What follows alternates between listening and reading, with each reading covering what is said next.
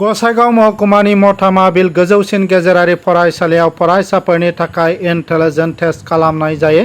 प्रमद बर'नि दैदेननाय बिटिआर सोरखारा सोलोंथाइ खान्थिखौ जौगाहोनो आरो इयुननि बिथांखि थियारि खालामनो थाखाय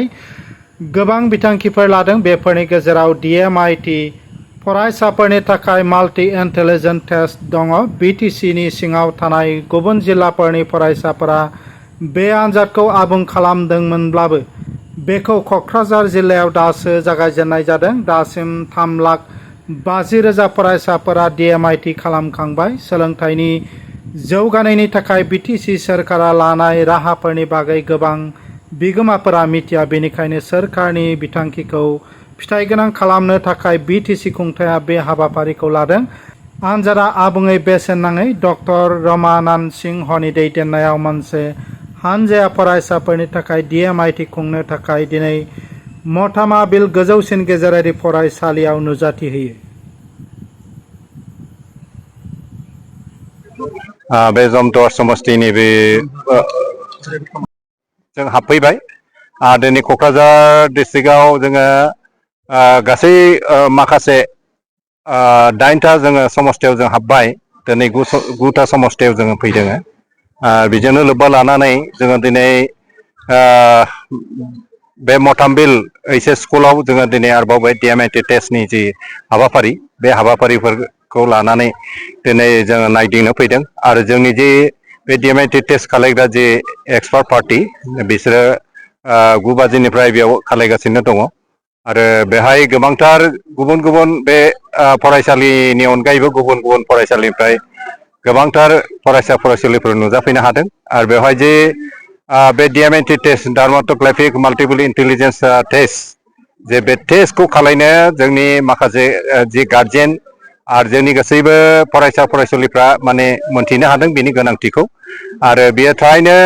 जोंनि गथ' गथायफोरनि थाखाय जोंनि बे फरायफुनाय जोंनि बे फरायसा फरायसुलिफोरनि थाखाय बे जोबोद गोनां। जि टेस्टखौ जोंनि दावगानाय हादरफ्राव गुबुन गुबुन हादराव आमेरिका बेबादि इंलेण्ड बा जार्मान बेबादि हादरफ्राव माने बेखौ बे टेस्टखौ खालायनानै गथ'फोरखौ फोरोङो। बेबादियैनो बे गथ'फ्रा माने बबे कर्सफोरखौ लानानै फरायोब्ला साबसिन जानो हागोन, बबेथिङै बबे लाइनखौ लानानै फरायोब्ला साबसिन साक्सेसफुल खालायनो हागोन, नै बेफोरखौ लानानै बिसोरो फोरोङो। आरो दा जोंबो जोंनि बे मानगोनां प्रमद बर' बिथाङा जोंनि बिटिआरनि जे चिफ बिथाङा बे मोनसे जोंनि जे साइन्टिफिक मोनसे टेस्ट माने गथ'फोरनि जे ब्रेननि जि केपासिटि बेखौ एसेसमेन्ट खालायनायनि एभालुएट खालायनायनि जे मोनसे जे टेस्ट बेखौ माने गभर्नमेन्टआ बिटिआर सरकारा दिनै बिना फैसायै जोंनि गासै गथ'फोरनो बे टेस्टखौ खालायनानै होनो नागिरदों। आरो जि टेस्टजों जोङो मोनथिनो हागोन जे गथ'नि बे ब्रेननि केपासिटिया बेसेबां आरो माबादि बबे लाइनजों थाङोबा माने गथ'फोरखौ साबसिनै फोरोंनो हागोन, नै साक्सेसफुल बेखौ जोङो मा होनो राननो हागोन। थ' जोंनि मानगोनां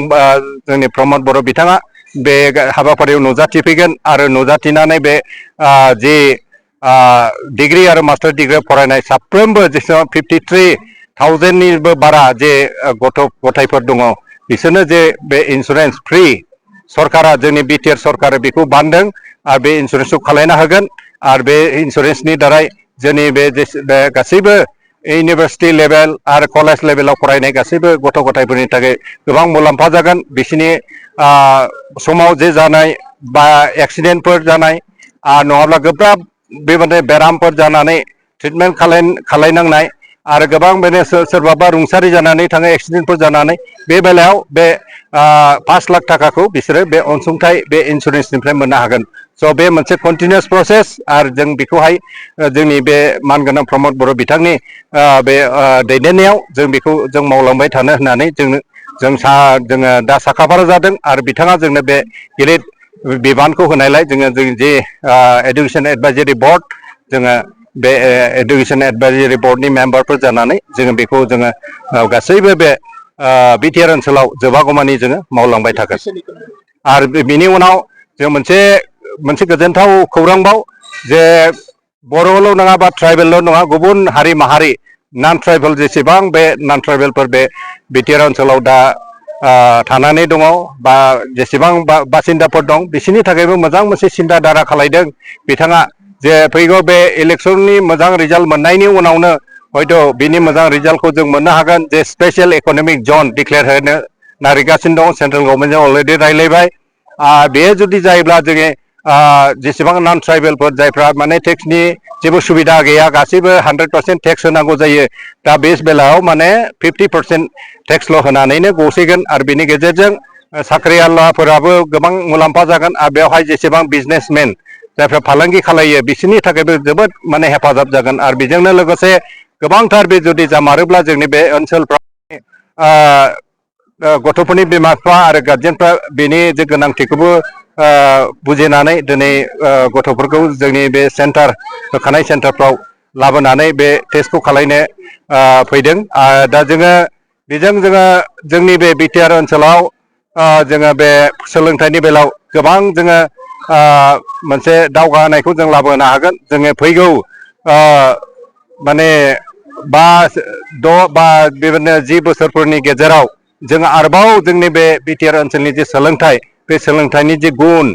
बे गुनखौहाय जों गोजौसिनाव जों लांनो हागोन आरो जोंनि गासैबो मुलुगनाङै जोंनि भारत आरो मुलुगनि गासैबो बिथिङाव जोङो माने बेजों माने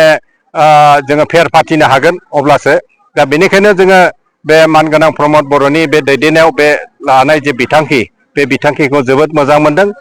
जोङो हास्थायदों जे जोंनि बे होखानाय सेन्टाराव गासैबो जोंनि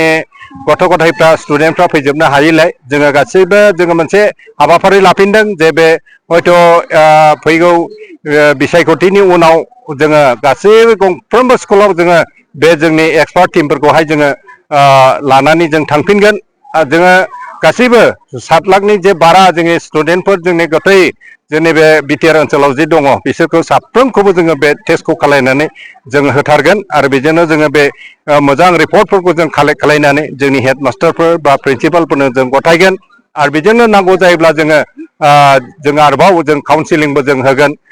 जे बबे माने बिथिङाव थाङोब्ला साबसिनै जाथारमारगोन आरो बे रिपर्टखौ लानानै जोङो काउन्सिलिंनि बेब'स्थाबो जों खालायगोन स' बेनिखायनो बे जोङो जोबोद मोजां मोनदों आरोबाव नैबे सोनाबथिङै जोंनि बे बिटिआरनि सोनाब आरो साहाथिङै जोबथानाय बे ओनसोलाव फैनानै आरोबाव नों बेबादि मोनसे हाबाफारिखौ लानानै जोङो फैनो मोननायनि थाखाय आरो बेजों लोगोसेनो जोङो आरोबाव जे जोङो बे जोंनि डिग्रियाव आरो मास्टार डिग्रियाव फरायनाय जे जोंनि बिटिआर ओनसोलनि जेसेबां बेबादि फरायसा फरायसुलिफोर दङ बिसोरनि थाखाय जे मोनसे इन्सुरेन्स स्किमबो जोङो खालायगासिनो दङ हयथ' बेखौ जोङो बे 2-3 गेजेरावनो जों बिनि इन्सुरेन्स स्किमनि सार्टिफिकेट बेवहाय गोबां जोंनि एडुकेटेड मानसिफ्रा माने गथ' गथायफ्रा माने मोनसे साख्रिनिबो मोनसे स्कप मोननो हागोन थ' बेनिखायनो बेखौ जे मोनसे बिथांखि जे लादों बेखौ जे टारगेट खालायदों मोनसे प्लानिं खालायदों दिनै मानगोनां प्रमद बर' बिथाङा थ' बिथांनिसिम जोबोद जोङो गोजोननाय मोनदों हामबाय होनदों स' बेनिखायनो बे जे हाबाफारिया जाफुंथारगोन होननानै जोंबो फोथायनाय दङ आरो